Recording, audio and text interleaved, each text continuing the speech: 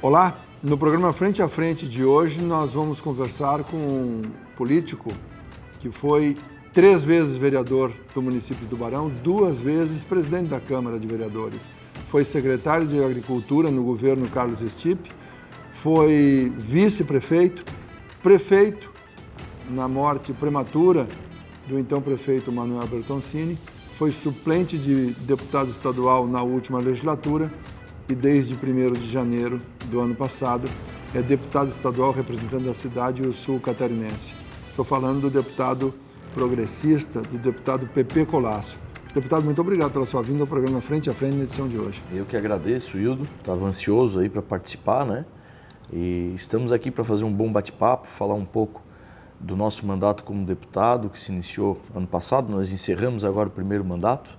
Só para lembrar, tu falou desde 1º de janeiro do ano passado, não, desde 1º de fevereiro, porque o deputado ele assume 1º de fevereiro. Não sei por que eles colocaram isso na Constituição de 88, que o deputado, o federal, o estadual e os senadores, eles assumem um mês depois, né? Então a gente encerrou agora o primeiro ano de mandato e essa oportunidade que estás me dando aqui também é para fazer essa prestação de contas à população tubaronense e a todo o nosso sul. Muito obrigado, deputado. O senhor foi vereador, é uma posição similar, porque é o legislativo municipal, agora estadual, mas o senhor também foi secretário, foi vice-prefeito e prefeito. Essa sua carreira política ajuda no trabalho que o senhor desenvolve na Assembleia Legislativa nesse mandato atual? Eu comecei a vida pública muito novo, né? Eu sempre gostei de política, eu aprendi muito isso com meu avô. Na década de 80, meu avô era aquele, me chamava de nono, porque eu sou de uma família italiana, família da minha mãe, né? E o meu nono, ele gostava da política, ele era aquele velho cabo eleitoral que tinha nos bairros. Hoje a política mudou um pouco, hoje é muita mídia social, né? Mas antigamente, assim, os vereadores sempre batiam na casa dele, né? Os deputados pedindo apoio. E o avô gostava da política, respirava isso. O meu tio depois acabou virando vereador. Eu desde cedo convivi muito com isso, gostava muito disso. E aí eu comecei novo, eu fui eleito vereador com 22 anos de idade. Sou o vereador mais novo da história de Tubarão. Então, por começar, não estou tão velho assim, tu falou do meu currículo, que já passei por alguns lugares. E não citamos algumas funções administrativas de outro escalão. Mas eu comecei muito novinho. E claro que a vida me deu essa experiência de estar ocupando alguns postos, né, alguns lugares importantes que me deram bagagem, envergadura, né, me deram muita maturidade para estar hoje como deputado estadual. Mas assim, eu sempre me vi mais legislador, tá? Eu já fui vice-prefeito, acabei sendo prefeito por uma fatalidade, infelizmente. Acabei sendo secretário já municipal, mas eu sempre me senti mais confortável como legislador. É uma característica, eu sou formado em Direito, sou advogado, então me sinto bem, me senti bem na Câmara de Vereadores, estou me sentindo muito bem hoje como deputado. E esses 3 mandatos que me deram, que a cidade de Tubarão me oportunizou como deputado, como vereador, presidente da Câmara e tal, eu não tenho dúvida alguma que quando eu cheguei na Assembleia ano passado eu já estava muito, muito pronto. Uma vaga de suplente que o senhor assumiu? Eu assumi por um mês ali aquela vaga de suplente e depois acabei me elegendo. Em 23 já no cargo definitivo. Definitivo. E a Assembleia nada mais é do que ser vereador também, né? É o mesmo papel, só que numa esfera diferente. Ao invés de estar no município, tu estás cuidando das grandes obras, dos grandes temas do Estado. E essa bagagem que a Câmara de Vereadores de Tubarão me deu, eu tenho muito reconhecimento.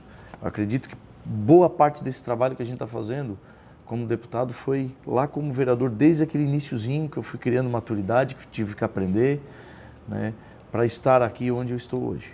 Eu deixaria para o final do programa esse questionamento que vou ter de fazer agora, porque o senhor colocou que se sente mais à vontade e confortável no Legislativo.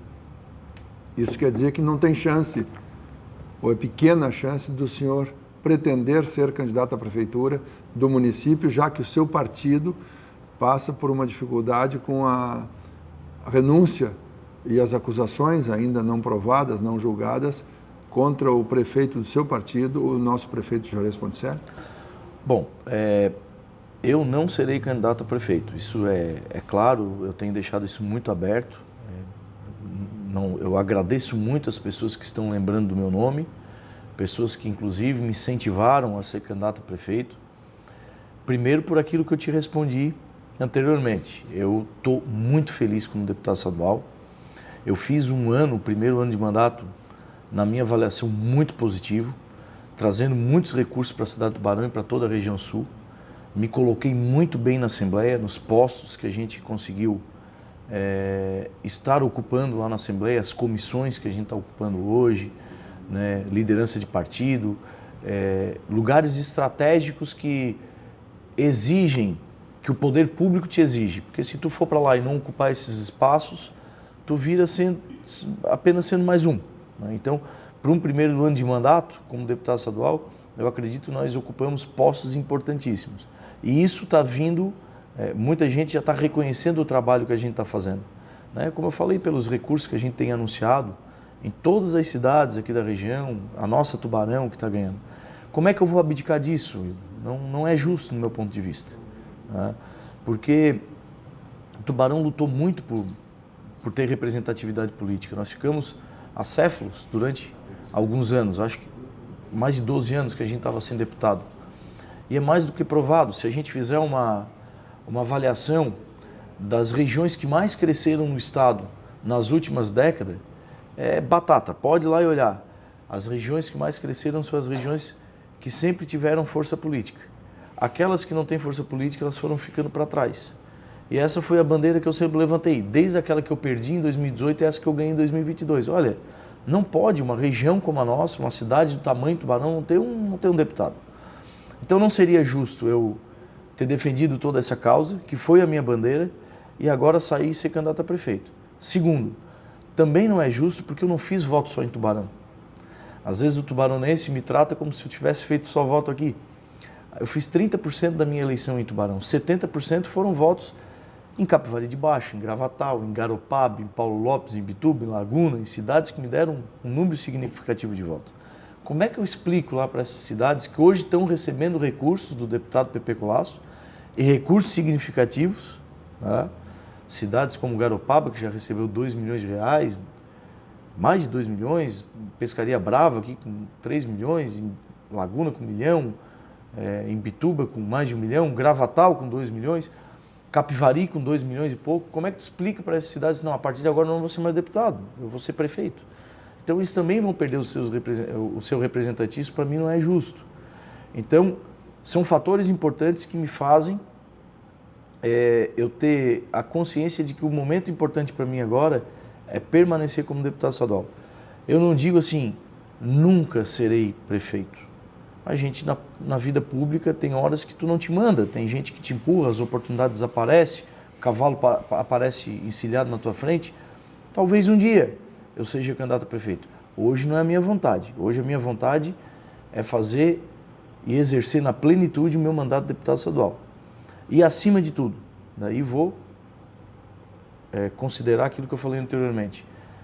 De todos os pontos que eu coloquei agora, eu estou feliz também como deputado. Eu estou fazendo isso com muito prazer. Assim, quem me conhece está vendo, tem muita gente que diz assim, meu Deus do céu, é um PP diferente. Porque eu tô trabalhando sorrindo. E olha que é trabalhado, tá? O deputado ele não para, é um trabalho mental e físico. Porque a gente não tem semana, não é só durante a semana. Ah, tá, tudo bem, tu te esforçou muito durante a semana e chega no final de semana, daí tu curte a família. Que nada. Fim de semana tu vai para Urubici, tu vai para Grão-Pará, tu vai cumprir a agenda. E não para, não tem sábado, não tem domingo. É de manhã, de tarde, de noite. Mas eu estou fazendo isso alegre, feliz, eu me encaixei ali. E quem conhece o Pepe Colasso sabe que eu estou falando a verdade, que eu estou fazendo isso com muito prazer. Então eu estou me sentindo bem lá. Eu acredito que o meu momento agora é exercer o papel de deputado. Então descarto de qualquer forma, agradeço. Seria uma honra ser prefeito do Tubarão, prefeito da cidade que eu nasci, que eu amo. Mas eu me vejo hoje muito mais... É muito mais importante para a cidade o meu trabalho como deputado estadual. Para que a gente cumpra essa parte dos questionamentos que farei aqui, que faria, o senhor foi vice-prefeito do Manuel Bertoncini, saudoso prefeito Manuel Bertoncini, que uma doença que aflige muitas famílias, acabou levando muito cedo, muito jovem, o prefeito Manuel Bertoncini. Como é que era a relação do vice-prefeito e que dificuldade principal o senhor teve em substituir o prefeito nos últimos 6, 7 meses do governo, já encarando a eleição como aconteceu, PP? Tem gente que fala às vezes que o PP não quer ser candidato a prefeito, não tem muito essa, como é que eu vou dizer, essa ânsia, né? Essa vontade, essa ambição de ser prefeito. É por esse momento que vivenciou nessa época em que foi vice e depois prefeito. Pode ser, de repente tem algum trauma ali, né? Que esteja dentro de mim, que me faz hoje eu ser muito mais feliz como deputado e não ter vontade de ser prefeito. Pode ser.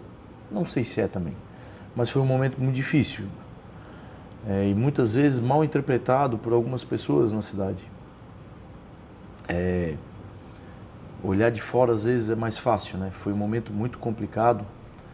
E como é que eu vou dizer isso? E talvez até, também um momento que eu passei, a idade que eu tinha, para suportar toda aquela pressão e a dificuldade que a gente existia. Talvez hoje eu fizesse diferente, mas foi um momento muito conturbado. Primeiro, porque a relação que eu tinha com o Manuel era uma relação de muita amizade. Eu respeitava muito o Manuel. Eu acho que o Manuel seria um grande político de Tubarão.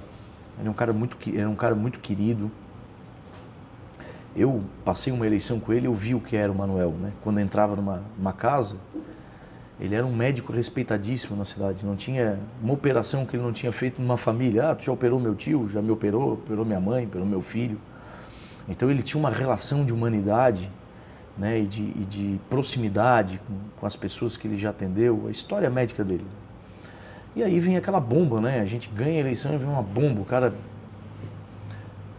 né, descobre que tem um câncer e avançado. No dia que saiu o resultado, que foi o dia da eleição. No dia que saiu o resultado, eu saí da casa do meu pai, na época eu era solteiro ainda, não era casado. Eu saí com meus amigos na casa do meu pai para ir ao encontro do Manuel, para a gente comemorar, né, se abraçar e tal. E a primeira cena que eu vejo dele foi ele saindo do carro? Do prédio dele, morrendo de dor e entrando no carro. Eu só fui ver ele 3 meses depois. 5 dias antes de tomar posse, ele já careca, cabecinha raspadinha. Então, para te ver como é que é isso, como é que foi isso, né? E assim foi esse tempo. E em volta disso, né, misturando a nossa amizade, muita pressão política. A política é isso. A pressão política em volta da gente. E aí esse convívio era difícil, era sofrido, mas a gente conseguiu permanecer com muita sintonia, eu e ele. Mas a gente tem que falar a verdade, né? As dificuldades de tocar uma prefeitura, na situação que estava, ela criou nuances, né? Que esses obstáculos dificultavam, né, Hildo? E aí aconteceu que ele faleceu faltando 6 meses, e eu tive que, todo esse processo carregado, né, todo esse contaminado, toda essa dificuldade que nós tivemos, eu tive que assumir a prefeitura. Num período eleitoral. Num período eleitoral, faltando 6 meses para fechar as contas, né? Imagina, tu tem que apagar a luz, né, fechar a conta, pagar as contas. E um processo muito difícil.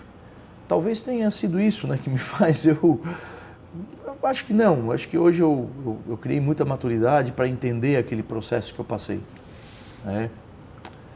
Foi difícil, mas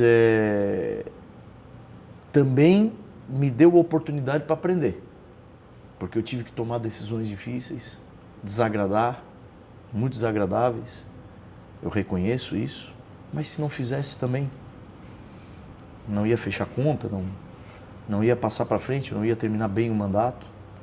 São decisões que um homem público tem que ter, né? A gente, quando assume, eu quero estar na vida pública, né? Quero assumir um papel de protagonismo na sociedade. Infelizmente, tu não consegue só dar notícias boas, às vezes tem que também tomar atitudes que são amargas.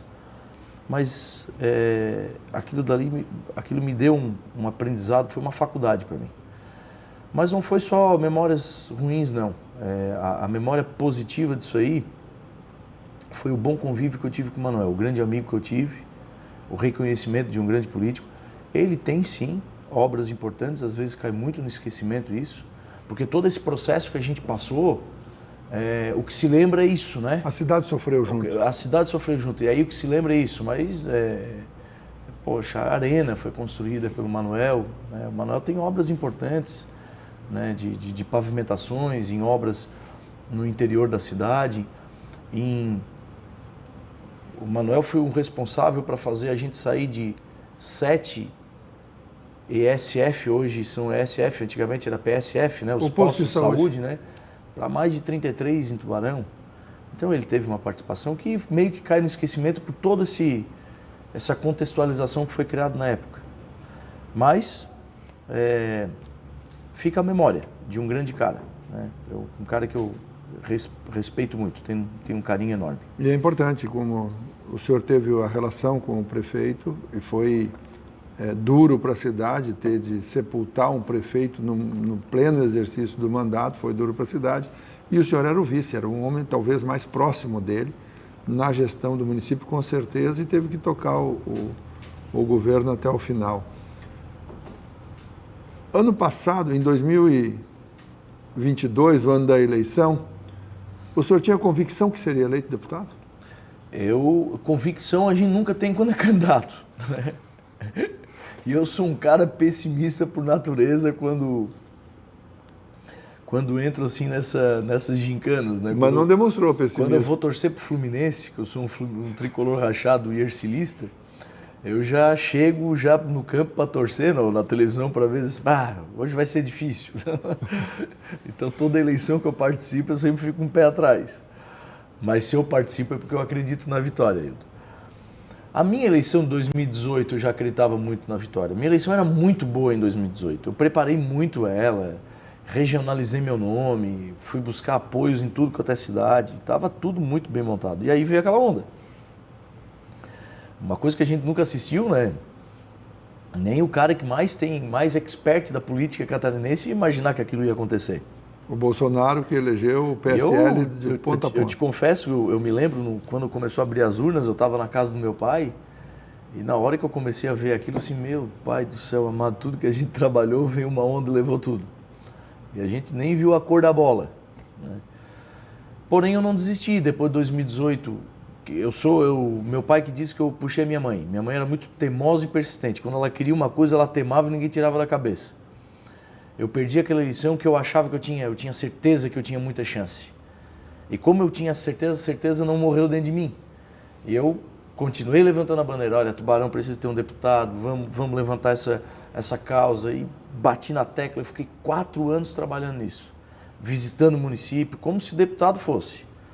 Estava lá, qualquer reunião que tinha do partido, uma reunião, estava lá nos municípios. Então, só que em 2022 o pessoal dizia assim, não, mas a onda acabou, não vai ter mais onda. Vai ter onda de novo. Só que nós vamos ganhar mesmo com a onda, nós vamos se preparar para isso, a gente se preparou. Por isso que eu tinha uma convicção muito forte que a eleição era extremamente viável. Certeza que vai ganhar, a gente nunca tem, porque isso, quem te dá essa chancela é o povo, né? Então, tu tem que convencê-los a estar sendo eleito eleitoralmente. Mas eu tinha uma convicção que a eleição era muito boa e a gente se preparou muito. A gente notou também que ia ter de novo uma onda de um voto, né, cabestreado de cabo a rabo e tal, enfim. Mas deu certo, foi muito bem organizada, com apoio de muitas lideranças políticas, né? Eu acredito que dessa vez também, Hildo, falando um pouco de Tubarão, as classes representativas foram muito enfáticas. Elas trabalharam muito na importância do voto regional, da representatividade, que Tubarão precisava ter um deputado, né, que a nossa região aqui, essa nossa micro-região aqui, Tubarão, Capivari, Gravatar, Jaguaruna, era necessário ter um deputado. Então isso também, ela criou um clamor. A campanha para o voto regional, local, foi crescendo. Foi crescendo, exatamente. E isso, claro, que fortalece o nosso nome também enquanto candidato. Tá certo. Eu estou conversando com o deputado Pepe Colasso, progressista, deputado Pepe Colasso, o partido é o Progressistas, o antigo PP. Fizemos aqui um balanço da vida política do deputado até a posse, em fevereiro do ano passado. Fez 1 ano agora. E na sequência nós vamos falar sobre o trabalho parlamentar, os desafios diários que o deputado enfrenta em Florianópolis, na Alesc. A gente já volta. Frente a frente.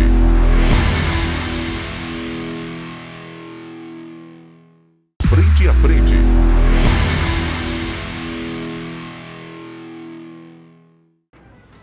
Já estamos de volta com o programa Frente a Frente aqui pela UniTV. Estou conversando com o deputado estadual Pepe Colasso. Deputado, o então prefeito Juarez Ponticelli foi importante na sua eleição?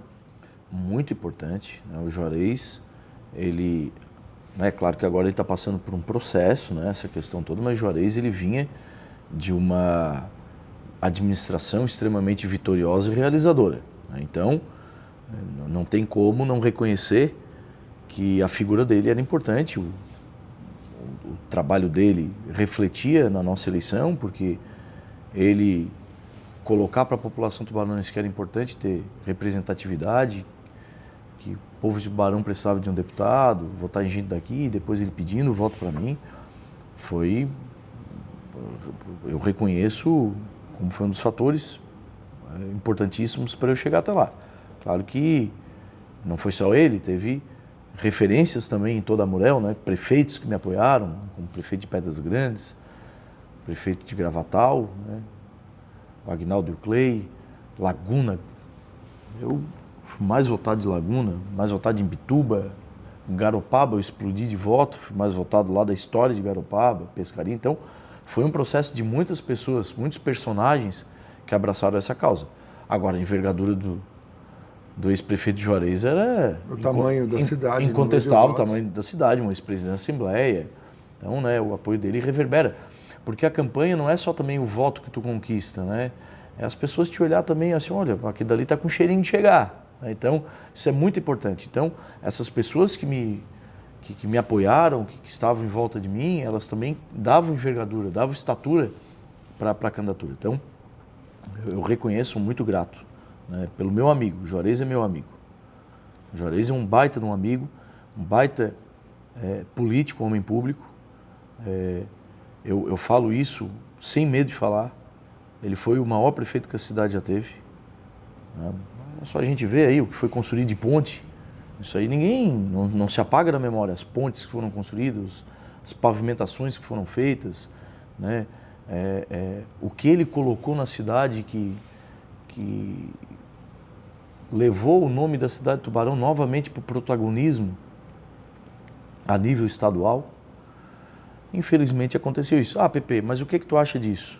Eu ia perguntar, o senhor é advogado, o que o senhor enxerga desse processo e como é que o senhor imagina que vai terminar?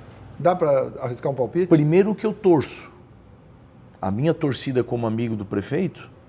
Eu acho que todos nós temos uma torcida. Eu acho que sim, Hildo. Porque quando aconteceu, a gente estava falando antes do Manuel, né? Quando o Manuel faleceu, que a cidade ficou de luto.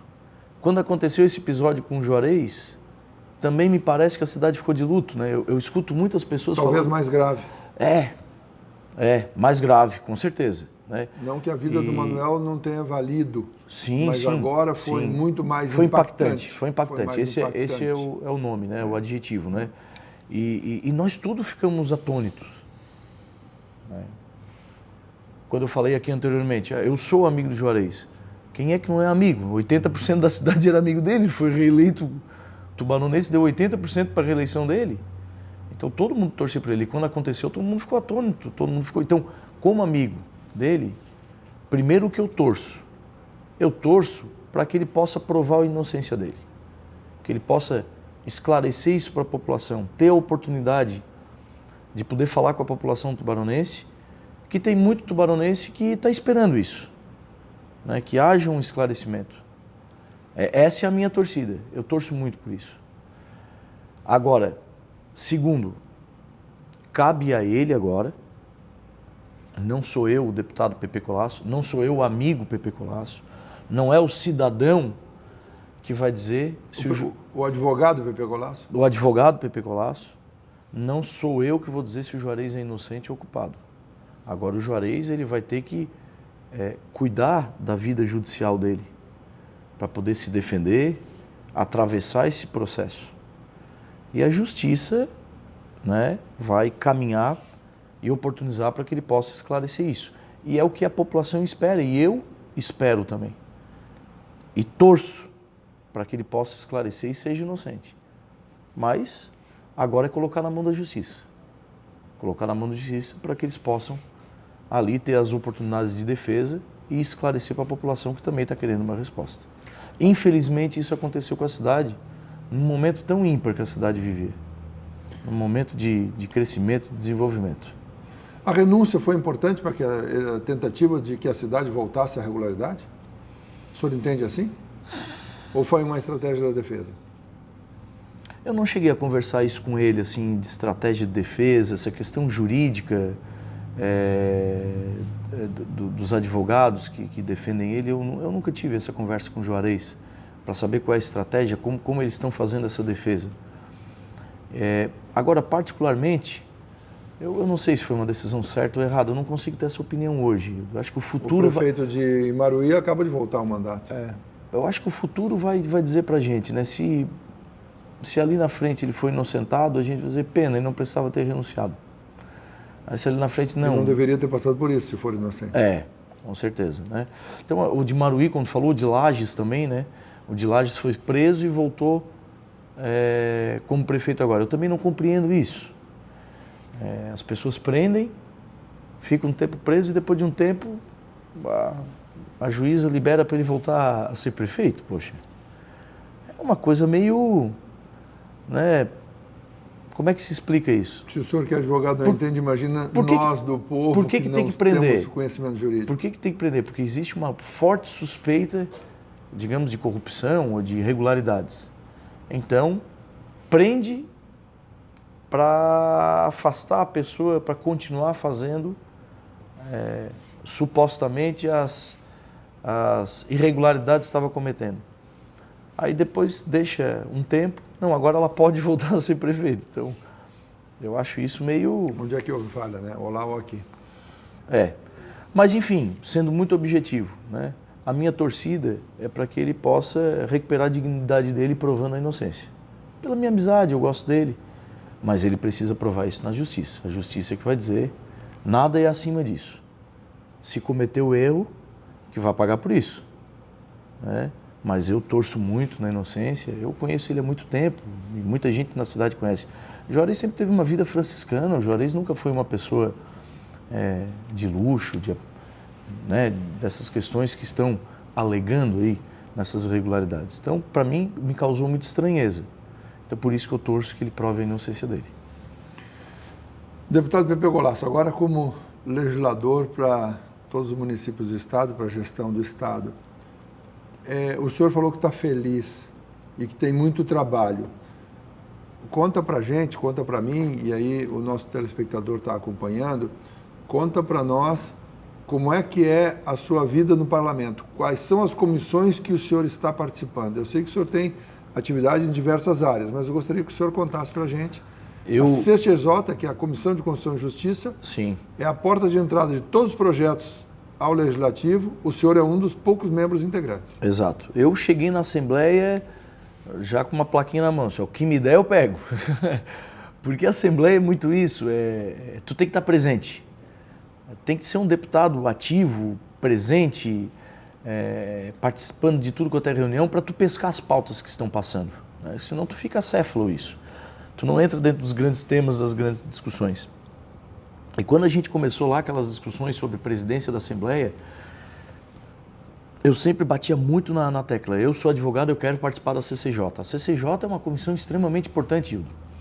Tudo quanto é projeto de lei que entra na casa, seja do governo ou estabelecida por um deputado, ela primeiro vai lá para a CCJ. Porque lá a gente faz uma avaliação. Ó, isso é constitucional, não é? Pode dar prosseguimento. É uma comissão muito técnica. E que exige conhecimento. As discussões são as melhores discussões que tem na Assembleia, porque ali é uma discussão técnica mesmo. O deputado tem uma boa assessoria jurídica para ajudar nas decisões, para balizar o posicionamento? Tenho uma boa assessoria para isso. Né? Tenho uma boa assessoria que me dá... A assessoria é de toda a CCJ ou é sua? Não, essa é minha. Eu não precisava contratar, mas fiz questão de contratar até para que meus pareceres né, as minhas leis que eu apresento, os vetos que eu analiso, as relatorias, né, que eu ocupo, sejam feitas com muita questão técnica, porque aquela, eu tento, e é difícil isso, tá? Eu tento não levar a questão política para essa comissão. E é difícil, porque eu sou um homem público, político, tu é um deputado, mas eu tento sempre dar o parecer técnico nessa comissão. E eu tenho um bom jurídico para isso, e é uma comissão que tu já passa tudo por ali. Quando ela chega lá no plenário, ela já está pronta, né? Então, eu participo da CCJ. A condição técnica pode, inclusive, ir contra o seu desejo pessoal? Muitas vezes isso te frustra, né? Isso te frustra. Não porque... sei, o senhor é que é o deputado. Não, isso te frustra, porque às vezes tu quer dar prosseguimento a um assunto tão... Porque o interesse é pessoal. Um dia desse eu tive que dar um parecer inconstitucional a obrigação de colocar na grade curricular a robótica e as questões de inovação. O senhor gostaria de colocar isso? Projeto do Antídio. Só que a grade curricular, ela não é definida só pela Assembleia, ela tem que passar também pelo Conselho Estadual de Educação. Então não adianta eu dar positivo para isso, porque ela ia trancar lá, ia ser declarado inconstitucional através de um processo... Longo? Não, de um processo judicial, porque ia se judicializar. Então, isso ia causar custo para o Estado, morosidade, enfim. Então nós conseguimos adaptar o projeto para que ele entrasse na grade transversal, que é essa matéria, né, da inovação, que ela seja incorporada nas outras matérias, né? Então, conseguimos adaptar e estudar, aprimorar o projeto e o tema que é interessante. O conteúdo vai, não sob esse título. Exato. Incluído nas outras. Incluído, isso.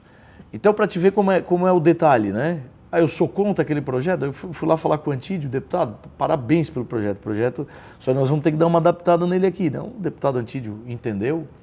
Então, para te ver como às vezes é frustrante, que tu quer que aquilo ande, mas não, poxa, mas um parecer aqui, ele realmente dá uma ferida na Constituição. Mas é a melhor comissão que tem, eu adoro aquela comissão. A gente se reúne toda terça-feira de manhã. Durante toda a manhã e é muito prazerosa.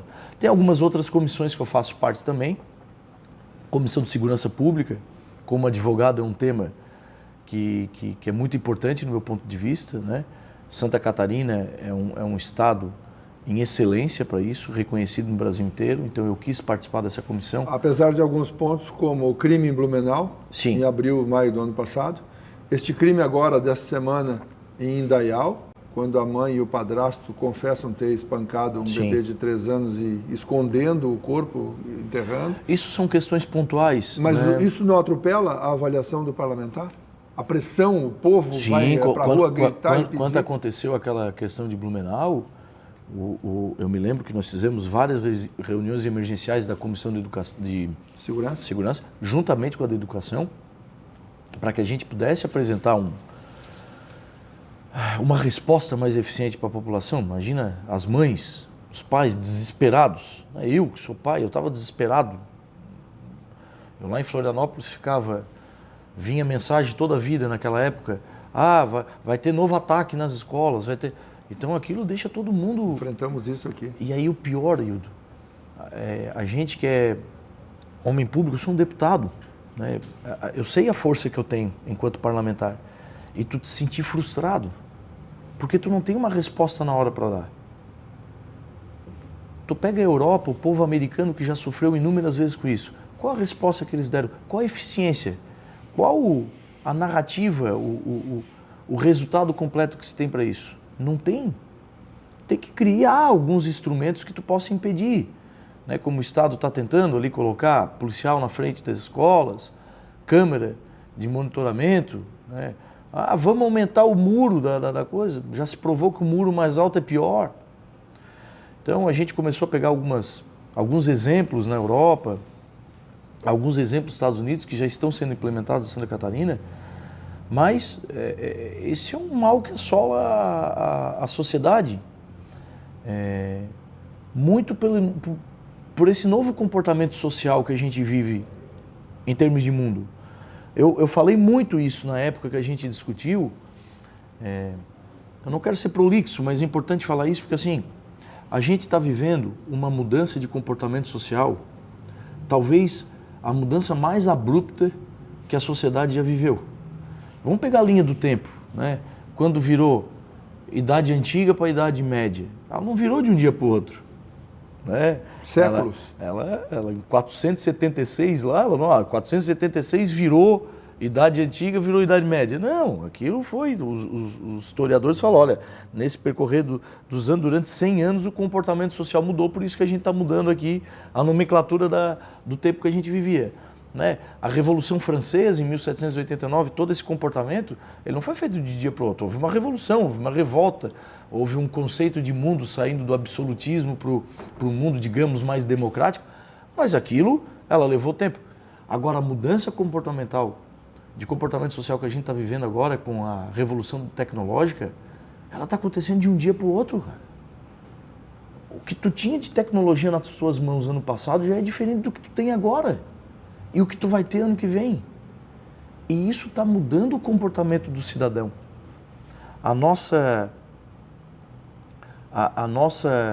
O nosso comportamento que a gente tem enquanto ser humano, um com o outro, né?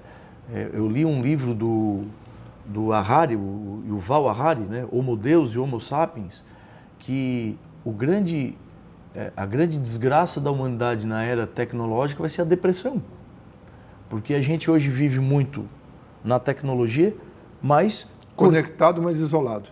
É um contrassenso. Um contrassenso, cortando as relações. E isso impacta nisso que a gente está falando. E aí fala em segurança... Nessas questões das crianças... Fala em segurança e também na tecnologia, que é uma área que o senhor... Que é uma área que eu também sou. Eu sou da Comissão Técnica... Não, eu sou presidente da Comissão de Criança e Adolescente. Então, todas essas reuniões que nós fizemos nessas questões, isso a gente debateu muito. Os temas são transversais nas comissões também. Exatamente. Uma pauta a outra, né? Uma passa na outra. Deputado, eu vou lhe pedir licença, nós vamos dar uma paradinha rápida e na volta vamos falar um pouquinho mais sobre as participações suas nas comissões. Vamos relembrar as que o senhor disse agora e vamos avançar no seu trabalho na Assembleia. A gente já volta. Frente a frente.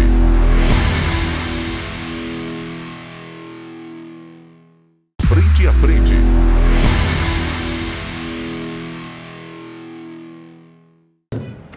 Muito bem, já estamos de volta à entrevista com o deputado Pepe Colasso, aqui no Frente a Frente, na UniTV.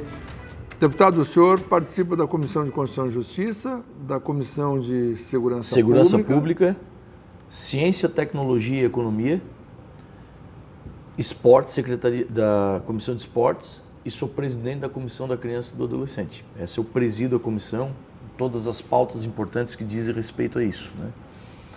E essas comissões, Wildo, como eu estava falando anteriormente, elas te oportunizam a tu ter os grandes temas e os grandes debates, né?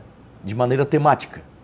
Como a segurança pública eu falei anteriormente, que você mistura a questão das escolas, todos os acontecimentos que tiveram, mas você abrange ali equipamentos para a polícia militar, polícia civil, fortalecimento da questão de segurança no Estado. Aí você vê assim, ó, o que nos oportunizou participar da Comissão de Economia, Ciência e Tecnologia. Foi a partir dali, dessa comissão, que o grupo Eito, o grupo chinês, que produz bateria de lítio, procurou a Assembleia, eu tive o contato com eles, né? Apresentei eles na comissão, é o maior grupo produtor de bateria de lítio do mundo, essa chinesa, e ali nós começamos a fazer reuniões e eu apresentei, eles queriam comprar uma área de terra e construir, né, instalar uma fábrica que fosse próximo ao porto e tal, e aí eu comecei a vender o sul do estado. Começamos a trazer uma equipe, a fortalecer o sul do estado, vender a ideia que o sul do estado era um lugar onde eles teriam um bom ambiente para eles instalar, perto do porto de Bituba. Tinha uma área ali em Laguna que a gente tinha possibilidade de abrir para eles. Levei até o governador. E tudo isso começou muito com o nosso trabalho dentro dessa comissão. E agora, daqui uns 15 dias, a gente já está agendando a visita. Foi a primeira empresa instalada no governo do Jorginho Melo. Primeira empresa que se instalou. De fora? A chinesa Eito, isso, de fora. E agora, no final do mês, a gente vai estar trazendo o governador em Laguna para o governador visitar a empresa e estar presente na primeira produção dela. As baterias de lítio podem ser de celulares e podem ser de carros? Não, essas são só para empilhadeiras. Ela produz para as grandes empresas, Toyota, Jeep, mas ela é uma empresa só para empilhadeiras. E agora eu já vou te dar uma notícia. Diante dessa amizade, relação que a gente criou com a empresa chinesa, nós estamos numa conversa muito acentuada com a Rantia, que é uma empresa de empilhadeira, que quer vir para o Brasil. E aí, pelo fato da Icto ter colocado ali as suas instalações em Laguna, ela quer se instalar perto da Icto, ao lado da Icto, porque isso facilitaria. É um ecossistema que começa a surgir. Exatamente, um ecossistema começa a surgir. Inclusive, a gente vai agora, nessa comissão, juntamente com a Comissão do Meio Ambiente, que eu não faço parte, mas a gente já vai fazer algumas questões em conjunto, para criar uma legislação em Santa Catarina apropriada para essa questão da produção de baterias de lítio, que não existe legislação para isso. Então a empresa já está instalada ali.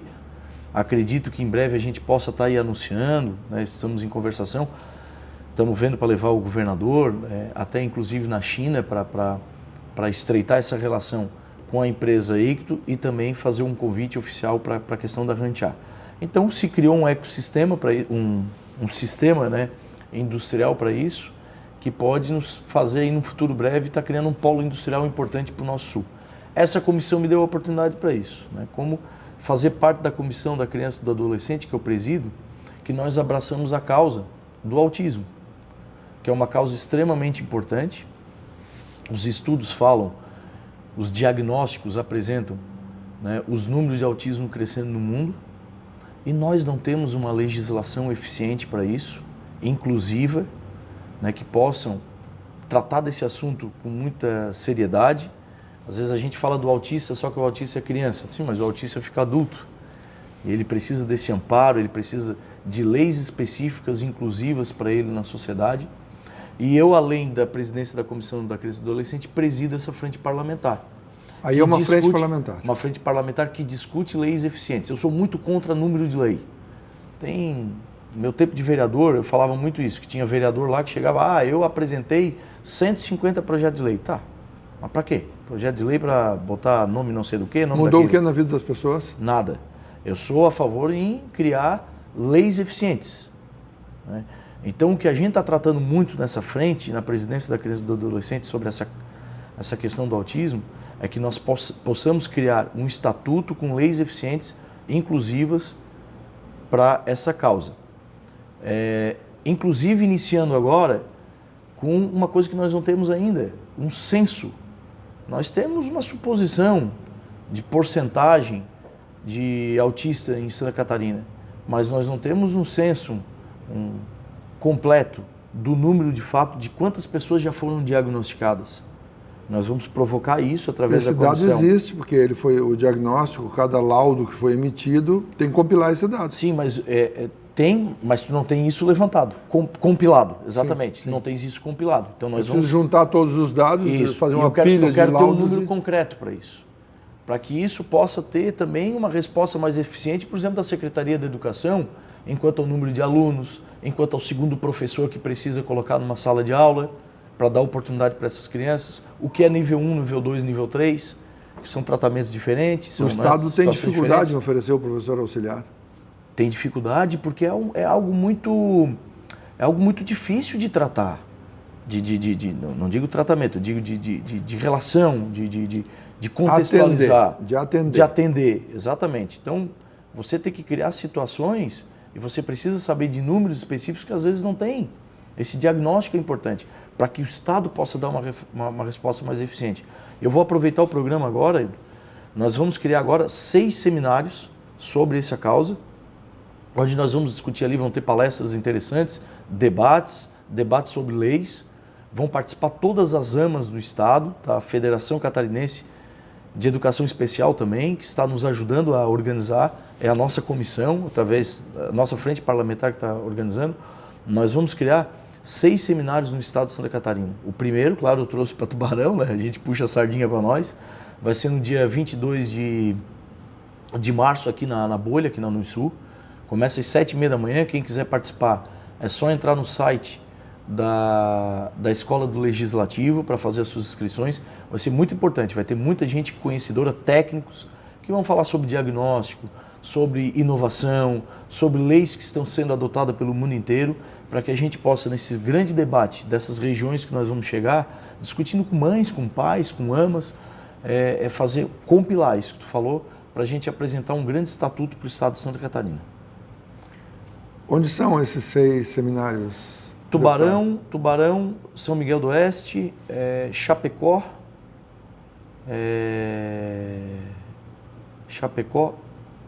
Palhoça, falei os 6 já? Não. Acho que Blumenau. Blumenau. Tá? Acho que isso. Todas as regiões do estado vão ser atendidas. Todas Aqui as no regiões. sul será em Tubarão. Aqui no sul em Tubarão. Exatamente. E já no próximo dia 22, a partir das 7h30 da manhã. 7h30 da manhã. É uma causa muito interessante assim que a gente está tratando isso e que a presidência da Comissão de Criança e Adolescente me deu essa oportunidade. Tem Então, leis federais sobre o tema. Eu falo isso muito de boca cheia assim, Edu. Por isso que eu tratei desse assunto agora nesse bloco. Para mim, foi uma conquista nesse primeiro ano de mandato, que foi a vinda da empresa chinesa aqui para o sul de Santa Catarina. Isso para mim é uma resposta muito eficiente do nosso mandato, né? Imediata para a população, já trazendo agora emprego, geração de negócio, de renda, fazendo a gente sonhar que ali pode ser um grande polo industrial para gerar oportunidades, principalmente para a nossa juventude. E o segundo, no primeiro ano, essa batalha, essa causa, essa luta, esses estudos em defesa de uma causa tão importante que é a questão do autismo. Então, 2 temas que nós tratamos com muito respeito, né, que beneficia a nossa gente, eu acho que engrandeceu o nosso mandato. O senhor também é presidente da Frente Parlamentar do Sul do Estado, é assim que chama? Eu sou coordenador da Bancada do Sul. São as 3 regiões. São as 3 regiões. Cada região do Estado, o Estado foi dividido em 6 regiões. 6 regiões. A região Oeste, a região Norte, a região da Grande Florianópolis.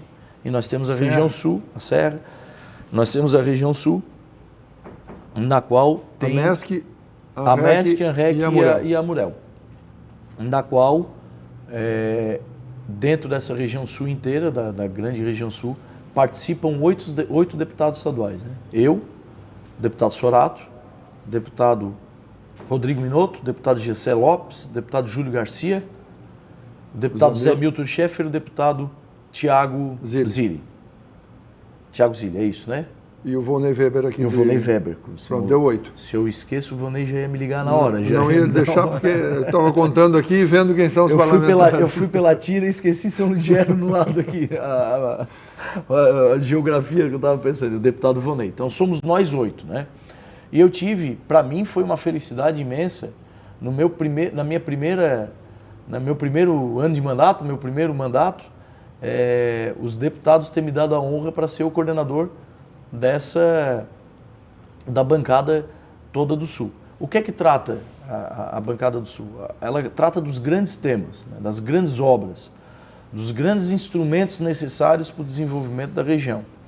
A gente frequentemente se reúne, né, e somos procurados, quando é uma grande obra de grande impacto, pelas lideranças regionais, municipais, que procuram a bancada. E ali eu organizo, né? Eu organizo todo o tema das reuniões. Vamos supor aí, a gente está discutindo agora, né, desde o ano passado, a concessão do aeroporto regional. Jaguaruna.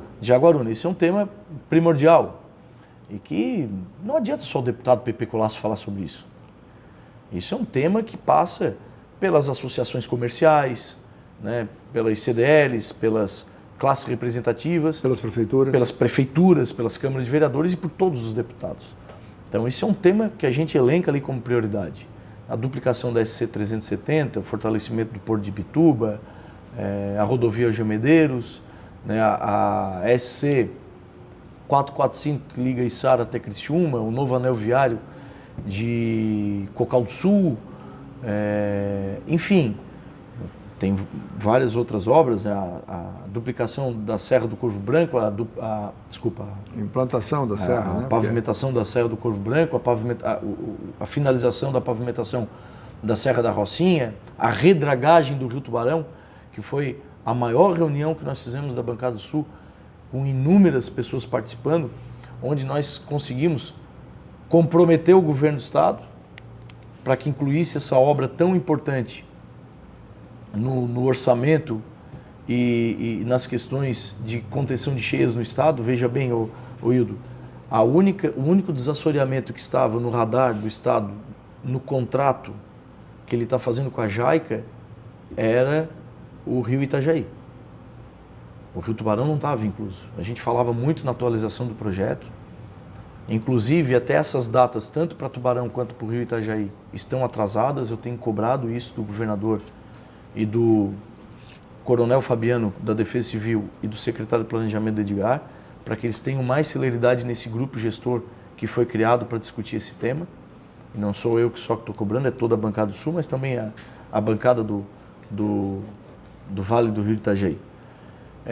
Mas essa conexão que o Estado está fazendo com a JAICA nos cria esperança hoje, não só de ser atualizado o projeto, mas dos recursos chegarem para que a obra seja executada. Então essas pautas, que são pautas de grandes obras, que são obras que tu não tira do papel com uma emenda do deputado. Não adianta o deputado vir aqui com uma emenda de R$1 milhão que tu não vai fazer uma redragagem ou tu não vai fazer uma concessão de aeroporto. Tudo isso passa e é pautado por todos os deputados da região sul. Que eu tenho o prazer de ser o coordenador, acho que isso me deu uma oportunidade incrível, né, de ser esse cara, né, de ser o deputado que leva esse diálogo, que agenda com o governador, né, esses temas. E me sinto muito feliz porque a gente tem 8 deputados aí que tem uma harmonia muito boa, né, muito boa. Né? Eu reconheço muito o trabalho do Júlio Garcia, que é o nosso decano e que sempre, né, nos oportuniza assim, esse clima de respeito. Porque, claro, cada um puxa a sardinha para o seu. Né? No passado, por exemplo, a gente liberou, através de emenda nossa, R$3 milhões para a saúde financeira do hospital de Içara. Um hospital extremamente importante na região da ANREC, que desafoga lá o hospital de Criciúma. E que todo esse procedimento da Covid que aconteceu deixou o hospital numa situação difícil. Foi o movimento da bancada que nós conseguimos esses 3 milhões. Mas nós não deixamos o de Braço do Norte. Deixamos 2 milhões também para Braço do Norte. Né? Eu deixei uma emenda minha própria para o Hospital de Laguna, mas nós vamos chegar lá também com a bancada Regional Sul. O Hospital de Braço Norte, deixa eu lhe interromper, no Rio Bonito tem um esqueleto de um prédio que seria o Hospital Regional de Braço Norte. Está abandonado? Não vai abandonado. Não vai ser retomado? Eu não acredito, não foi mais falado nisso. Eles estão criando... Muito dinheiro público enterrado. Infelizmente, né? Infelizmente. Eu não acompanhei aquela obra, não era deputado na época. Alguns falam até em fazer a prefeitura lá, outros falaram em realmente terminar aquela obra para fazer um hospital. Mas a realidade hoje do Hospital de Braço Norte é que eles fizeram uma ampliação lá do hospital. Importante. Para acolher a ala da UTI, de tudo, ficou muito bonito. O hospital cresceu lá, claro que a demanda cresce, os recursos precisam ser aportados. Nós deixamos agora 2 milhões. Deixamos agora na segunda-feira passada, né? Hoje, dia 14, quinta-feira, deixamos segunda-feira o anúncio desses 2 milhões lá. E vamos chegar. Esse é um movimento da Bancada do Sul, que foi através da Bancada do Sul que eu, o Sorato e o Júlio nos juntamos, juntamente com o Vonei, para trazer os 6 milhões de reais para a abertura da Avenida Pedro Zappellini. São 6 milhões que já... É o anel viário de Tubarão. Que é um novo anel viário de Tubarão. Né? Nós ainda falamos para o prefeito Jário, nós vamos deixar isso, aqui, esses 6 milhões. Mas nós exigimos que o prefeito faça a abertura da Rua do Fórum até a Pedro Zappellini, que daí tu cria um novo anel viário. O prefeito, é claro que eu vou fazer isso.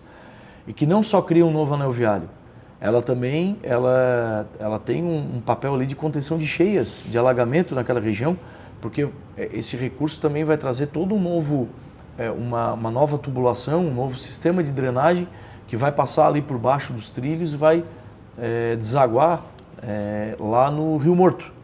Então é uma obra impactante, que foi um movimento da Bancada do Sul que nós conseguimos trazer isso. E eu, como coordenador, é claro que a gente é a pessoa que pauta, né? O Zé Milton estava no anúncio também?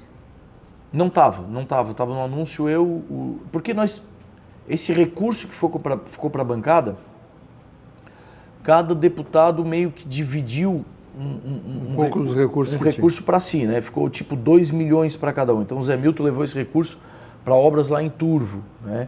Mas a gente criou um conceito entre nós para que a gente pudesse cada escolha de cada deputado tivesse o consenso de todos os deputados, né? Porque é um ato da bancada do Sul. Então essa aqui meio que foi eu, o Sorato e o Júlio que fizemos isso, aí tivemos o consentimento do Vonei, que também estava brigando para levar esses 2 milhões lá para Braço Norte, que teve o consentimento nosso. Então foi um ato de todos os deputados. O senhor falou no aeroporto, o governo tem feito ações para revitalizar também o aeroporto de Forquilinha. Não é perigoso dividir o recurso? Eu me preocupo, sabe? Eu sei que o que a gente conversou muito sobre a questão do aeroporto de Forquilinha seria um aeroporto mais particular, para oportunizar aeronaves particulares e tal. Mas o que eu mais me preocupo não é isso. O que eu mais me preocupo é a gente virar a chave do aeroporto de Jaguaruna. O aeroporto de Jaguaruna, o modelo de concessão que foi estabelecido foi um modelo muito bom. Arrojado. Né? Arrojado. Colocar isso na Bolsa de Valores, né? Ter esse aporte de 65 milhões de reais, onde o Estado, no mínimo, participaria com 25 milhões. Então, tu tem que ter o complexo que foi feito, né, de modelo ali, exigiria um investimento de 65 milhões. Para quê? Para remodelar todo o terminal doméstico que tem ali, para construir um novo terminal de cargas, para realmente o aeroporto virar um aeroporto terminal de cargas, porque com isso tu Mas traz você precisa lucro. alargar a pista? Alargamento da pista de 30 metros para 45 metros. Então, todo esse complexo de obras que são necessárias foi estipulado 65 milhões de reais, que esse pacote foi colocado para se fazer uma PPP, uma parceria público-privada, onde no máximo o Estado entra com 25 milhões e aí o aporte teria que ser de 40. Pode ser que alguém aporte 65 milhões e o Estado não precise entrar com nada. A minha preocupação foi que deu deserta esse Isso significa modelo, que ninguém se interessou pelo esse projeto. modelo que o Estado apresentou. O Estado agora está estudando um novo modelo, essas adaptações financeiras que o Estado vai ter que colocar ou não, mas o que a gente está pressionando é que isso seja célere. Nós precisamos virar a chave do aeroporto. Nós precisamos melhorar o terminal doméstico, nós precisamos criar o terminal de cargas, nós precisamos ampliar a pista, porque senão é só trazer aqueles voos que a gente tem hoje ali, todo ano perde um, ganha outro, perde um voo, ganha outro voo. Se a gente criar esse novo modelo de aeroporto, principalmente o aeroporto terminal de cargas, né, um aeroporto terminal de cargas entre Curitiba e Buenos Aires, né, oportunizar isso para Jaguaruna ser esse grande case, perto do porto, né? Eu estava falando da empresa chinesa que estava chegando aqui, que chegou aqui agora, isso vai oportunizar negócios para nós, vai oportunizar um desenvolvimento muito célere. Então isso para mim é primordial. Quando tu coloca o aeroporto de Forquilinha, eu me preocupo, mas eu me preocupo é a gente estabelecer um modelo que Jaguaruna precisa. Tá certo. Estou conversando com o deputado Pepe Colasso. Nós vamos a um rápido intervalo e voltaremos para encerrar o programa de hoje. Até já. Frente a frente.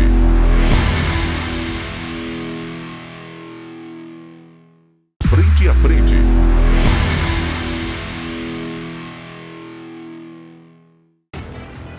Muito bem, já estamos de volta para encerrar o programa Frente a Frente. Ainda temos 15, 20 minutos aqui para conversar com o deputado, mas é o último bloco, por isso falo para encerrar. Não estamos encerrando ainda. Deputado, o senhor falou de obras. Aqui nós temos a Ferrovia Tereza Cristina, que não é ligada à malha nacional, que precisa dessa ampliação. O aeroporto que precisa ser ampliado. O porto que precisa ter um novo acesso, que precisa ser trabalhado para melhorar a vida do exportador e do importador por Santa Catarina.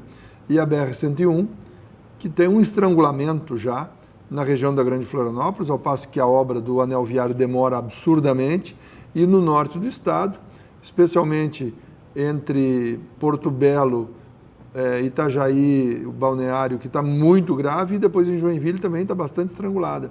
Exato. O senhor disse que esse estrangulamento vai chegar ao sul com o desenvolvimento que deve acontecer na nossa região. Tu estavas falando aqui do nosso porto, né, que a gente já falou do aeroporto. As obras do entorno do porto já estão em execução, né, desde o ano passado. Porto pulsando, né, e graças a Deus. O nosso aeroporto, que virou realidade. Eu falo muito na duplicação da SC 370. Por que eu falo isso? Nós temos que aproximar Braço Norte de Tubarão. Isso é importante para a região. Braço Norte é um celeiro de geração de oportunidades, né? de oportunidades. Né? Nasce um empreendedor em cada esquina lá em Braço Norte. O Vale do Braço Norte é um vale de riquezas hoje, e nós temos que aproximar Tubarão. Por isso que a revitalização, duplicação ou revitalização, porque a duplicação tem suas nuances, né? Ou revitalização, para facilitar o escoamento dessa economia é importante.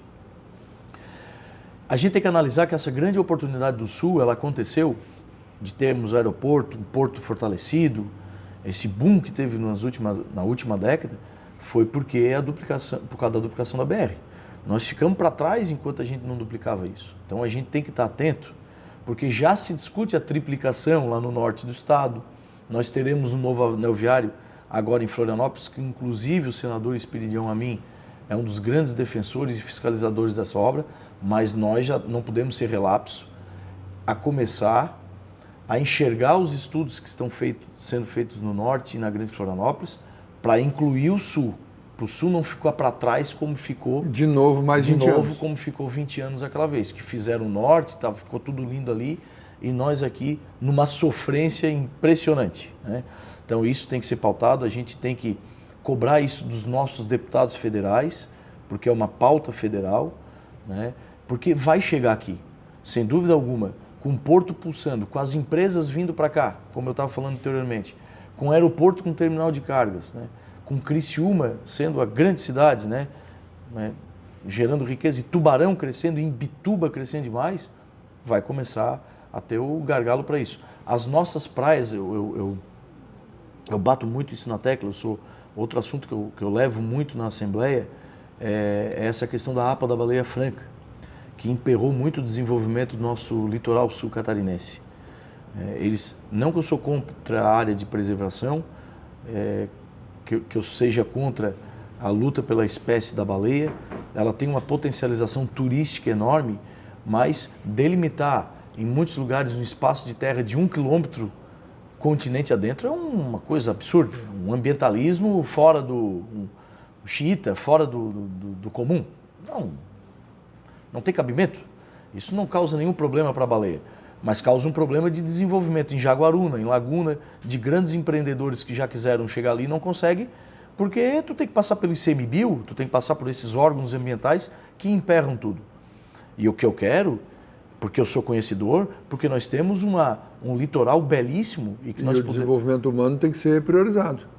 Proteger sem sacrificar a humanidade. Eu não posso proteger a baleia, mas que a APA da Baleia Franca impeça a redragagem do Rio Tubarão, que protege 110 mil pessoas, que protege 25 mil capivarienses, 110 mil tubaronenses. Então tu tem que ter um equilíbrio para isso, e principalmente para o desenvolvimento e qualidade de vida de uma região. Então assim, nós temos um potencial no nosso litoral que aeroporto, que porto vão oportunizar o turismo, né? Essas praias, tudo que tem. Vai afogar onde? Na BR-101. Então isso nós vamos ter que debater esse assunto e colocar isso ali na frente como pauta principal, cobrar dos nossos federais, né? Na nossa representatividade nós temos no Sul, dos nossos deputados federais, para estarem muito atentos nessas discussões que já estão tendo. Deputado, o senhor falou aqui durante o programa, desde o primeiro bloco até agora, sobre as liberações de emendas, as liberações de recursos. Como é que está a organização do Estado na gestão desses recursos? Como é que é a participação do parlamentar na entrega de recursos, na oferta de recursos para determinadas áreas, cidades, entidades? Conta um pouquinho para a gente e que trabalho o senhor tem feito, deputado? O parlamentar ele tem uma emenda própria dele, né? Emenda impositiva. Por isso que lá na campanha eu dizia muito assim, poxa, vamos deixar de votar num de Tubarão, aqui da região, vamos votar lá de longe. As emendas desse cara aí vai para lá, não vem para cá, né? Então, cada deputado ele tem um valor anual para distribuir. O senhor pode dizer qual é o valor? 10 milhões? 11 milhões. 11 milhões de reais. 10.800 e pouco, né? 11 milhões de reais. Só que tu tens mais. Na bancada, como bancada do Sul, tu tens mais uma oportunidade de distribuição. Então, as bancadas que eu sou líder da minha bancada também, a gente tem. Então, ano passado, eu distribuí em torno de 22 milhões de reais, que a nossa região aqui pegou. Então, tu vê, num mandato de 4 anos, se permanecer com essa pegada aí, nós vamos... Quase 100 milhões. Nós vamos chegar com quase 100 milhões de emenda própria, né? Então, Tubarão aí recebeu quase 10 milhões, claro, algumas em conjunto, né? Os 6 milhões ali da Pedro Zappellini, mas coloquei mais 4 com vias, ruas no bairro Bom Pastor, no quilômetro 60, drenagem no bairro Andrino. O nosso hospital ganhou R$400 mil, a nossa rede feminina de combate ao câncer vai ganhar 100 mil, a APAI vai ganhar 100 mil. Então, existe todo um direcionamento ali de mais de 4 milhões que chegou em Tubarão, mais os 6 da Pedro Zappellini, totalizando 10. Nós chegamos em Capivari de Baixo com R$2 milhões para o enroncamento do bairro Santo André, um novo enroncamento ali para contenção de cheias. É um bairro que sofreu muito nas duas últimas enchentes que aconteceram, porque aconteceu enchente em Tubarão e Capivari no ano passado e ano retrasado. Pode não ter acontecido aqui no centro, mas aconteceu no interior. Aconteceu, sim. O bairro Santo André sofreu demais, então nós colocamos um recurso ali para o enroncamento dessa obra e mais vias, pavimentações que vão provavelmente ser executadas agora pela Prefeitura. Estamos anunciando mais uma obra agora de R$500 mil para pavimentação do distrito industrial em Capivari. E aí foi 2 milhões para Garopaba, 3 milhões para Pescaria Brava, 1 milhão para Laguna, 1,5 milhão para Imbituba, mais 2 milhões para Gravatal, em obras importantes. Então, eu anuncio isso muito na minha mídia social, no meio de imprensa, cada rua, né? Porque onde é que foi esses 2 milhões, Pepe? Olha, foi para a rua tal, no bairro Bom Pastor, foi para o hospital tal. A gente tem tudo isso no orçamento e são emendas que um deputado tem. Então, quando a gente tem um deputado que é regionalista, é claro que 90% das minhas emendas vieram para cá. Deputado, duas questões, nosso tempo não demora, está acabando, mas 2 questões importantes. Muitos parlamentares, vamos falar do seu partido, o senhor é líder do Progressistas na Assembleia Legislativa. Muitos parlamentares deixarão a Assembleia, o senhor já disse para nós que o senhor fica na Assembleia. Muitos parlamentares deixarão a Assembleia para concorrer nas eleições. E qual é o trabalho que o partido pensa em fazer? O senhor é uma liderança do Progressistas. Que trabalho o seu partido está fazendo, pensa em fazer, para eleger mais prefeitos, mais vereadores e mais vice-prefeitos no primeiro domingo de outubro, quando iremos às urnas escolher vereadores, vice-prefeitos e prefeitos? A gente está fazendo um trabalho intenso partidário, né? Hoje o nosso presidente é o Leodegar Tskoski, muita participação dos senadores Peridião Amin, que é uma pessoa que é uma referência no partido. Eu tenho muito orgulho de dizer que o meu partido tem o melhor senador de Santa Catarina. A participação dele no Senado, eu vou lá às vezes, para as questões que a gente tem aqui em Brasília, para as causas que a gente defende, e ver a atuação do senador Esperidião Amin é de babar, porque ele é respeitadíssimo, ele faz parte da CCJ também. Quando ele fala é um silêncio, né? Conhecimento que ele tem. Então a gente está fazendo um trabalho no Estado. Nós somos hoje o segundo maior partido em termos de maior partido do Estado em termos de número de filiados, em termos de prefeitura. Temos 55 prefeituras. Então estamos aqui, né, incentivando os nossos filiados, cada região, para a gente ter candidaturas estratégicas. Eu estou muito focado aqui na região. Estou preparando o partido para que a gente tenha boas candidaturas aqui na região da Murel, na região da ANREC. Incluindo Tubarão? Incluindo Tubarão, sem dúvida nenhuma. Hoje a responsabilidade em Tubarão partidária, de fazer o partido, está muito sobre a minha responsabilidade.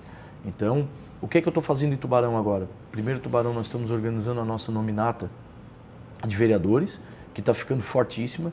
Nós tivemos agora, ampliamos a nossa nominata de 4 para 5, que nós temos o vereador Zaga, o vereador Barba, o vereador Maurício e o vereador Gelson, e fizemos a filiação do vereador Heraldo, que chegou no partido, trazendo um grupo também com eles, preparando uma nominata muito forte para fazer uma grande eleição proporcional em Tubarão. Nós vamos deixar para apresentar o nosso nome, temos nomes valorosos como o professor Maurício, o Gelson Bento, o Deca Mai. Nós vamos entrar nesse processo de discussão da majoritária após o fechamento da janela, porque agora eu preciso me concentrar muito na questão proporcional, a partir do dia 6 de abril. Mas nós já temos a nossa candidata em Capivari, que é a professora Márcia, que é a prefeita hoje. Temos o nosso candidato em Pescaria Brava, que é o meu chefe de gabinete, o Henrique, que vai ser candidato ali. Estamos construindo um grande partido em Laguna, sob a liderança do Keck, do Patrick, do Nilcinho. O Patrick foi o segundo vereador mais votado da cidade, o Keck o vereador mais votado. A gente vai apresentar uma proposta para Laguna. Temos candidato em Imbituba, com Clésio. Temos candidato em Maruí, com Sérgio Fausti. Eu sou muito ligado a Garopaba e Paulo Lopes, apesar de não fazer parte da Murel, mas são municípios ligados ao meu mandato. Teremos candidatura forte lá com com a Fernanda e Paulo Lopes, com a reeleição do Júnior em Garopaba, o Clay aqui em Gravatal para reeleição, o Aguinaldo em Pedras Grandes, 13 de maio teremos candidato, ainda na escolha, Jaguaruna na escolha teremos candidato, mas o Castilho para reeleição em Sangão, Armazém apresentando o Emerson, o Santa Rosa e Lima, o Celso, muito empolgado, nosso diretor da Amurel, a voltar para o cenário político e ser candidato a prefeito de Santa Rosa e Lima. Já foi prefeito? Já Celso foi Heidmann. prefeito, Celso Heidmann. O vice-prefeito Ronaldo Fornazzi, Braço Norte, colocando o nome à disposição do partido Braço Norte, que é uma cidade importante do Vale do Braço Norte. O Elinho, que vem fazendo um grande trabalho em Grão-Pará, que vai para a reeleição. Então, assim, a gente está muito bem consolidado, tratando muito bem do partido. Com a ideia, nós já somos o maior partido em número de prefeitos da Amurel. Nós queremos continuar sendo e ampliar. Então, essa é a ideia do fortalecimento aqui na Amurel e que está sob os meus auspícios, né? Como deputado, eu tenho que ter esse cuidado para fazer uma grande eleição aqui. E em relação a um outro ponto, quais são os projetos que o senhor já elegeu, porque o senhor deve ter elegido alguns projetos, para a sua atuação em 2024?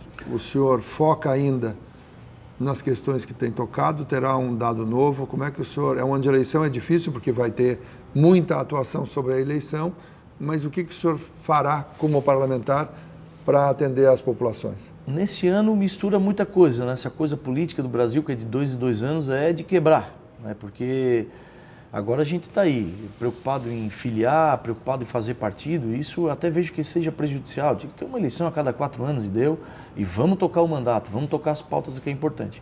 Mas eu tenho trabalhado muito, Hildo, para não me contaminar nisso. Continuar com as pautas regionais, como coordenador da Bancada do Sul, para tirar do papel aquilo que a gente já falou, a questão do aeroporto, né, que é importante, né, a questão da redragagem, isso precisa ser acentuado, nós precisamos ter um grande finale para isso, né, precisamos cessar, dar uma resposta mais eficiente, nós batemos muito na tecla no ano passado e precisamos dar uma resposta eficiente nesse ano, então a gente vai continuar com ênfase nisso. Eu estou muito empolgado nesse ano. Como ano passado eu anunciei a vinda de uma empresa para cá, essa empresa chinesa, eu estou muito esperançoso de anunciar a outra vinda da outra empresa chinesa para cá. Isso é bandeira, isso é primordial, é prerrogativa primordial do mandato. Ali nós estamos frequentemente em conversa já com o pessoal, tive com o governador nessa semana, durante um bom tempo falando desse assunto, junto com a Secretaria de Articulação Internacional.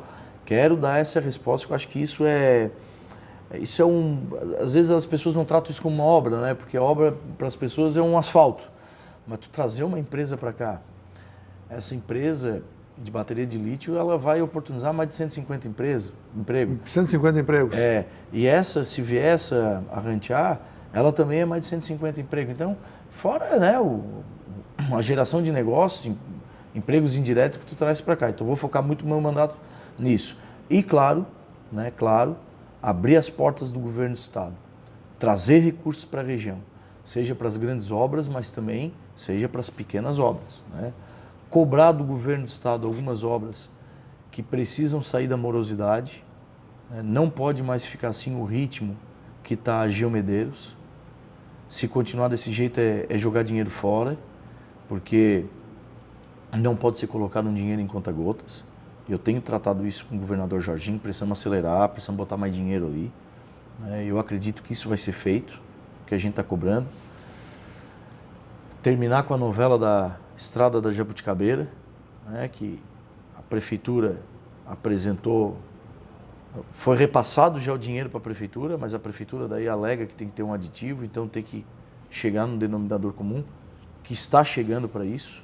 Então precisamos passar isso a limpo. São obras que já iniciaram, precisam ser limpadas da frente. População, porque daqui a pouco a população fica insatisfeita, né?